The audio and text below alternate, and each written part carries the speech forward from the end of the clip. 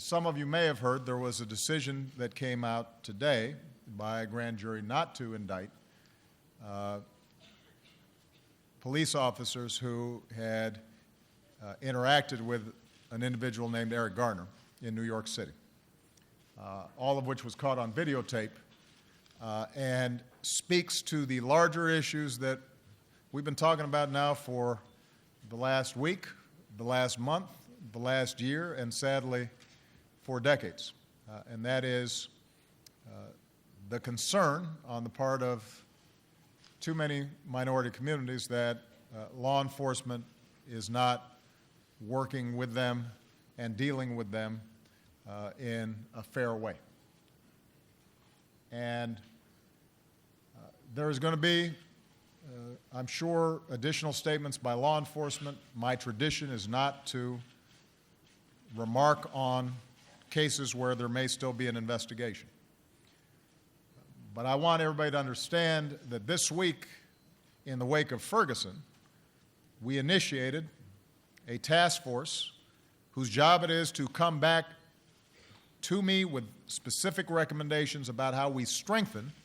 the relationship between law enforcement and communities of color and minority communities that feel that bias is taking place,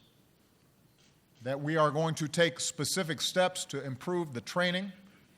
and the work with state and local governments when it comes to policing in communities of color, that we are going to be scrupulous in investigating cases where we are concerned about the impartiality and accountability that's taking place. And as I said, when I met with folks both from Ferguson and law enforcement and clergy and civil rights activists, I said, this is an issue that we've been dealing with for too long, and it's time for us to make more progress than we've made. And I'm not interested in talk, I'm interested in action, and I am absolutely committed as President of the United States to making sure that we have a country in which everybody believes in the core principle that we are equal under the law. So I just got off the phone with my Attorney General, Eric Holder. He will have more specific comments about the case in New York. But I want everybody to know here, as well as everybody who may be viewing my remarks here today, we are not going to let up until we see a strengthening of the trust and a strengthening of the accountability that exists between our communities and our law enforcement. And I say that as somebody who believes that law enforcement has an incredibly difficult job, that every man or woman in uniform are putting their lives at risk to protect us, that they have the right to come home just like we do from our jobs, that there's real crime out there that they've got to tackle day in, day out, but that they're only going to be able to do their job effectively if everybody has confidence in the system. And right now, unfortunately, we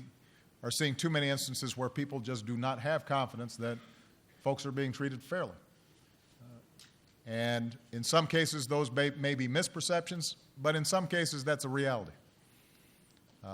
And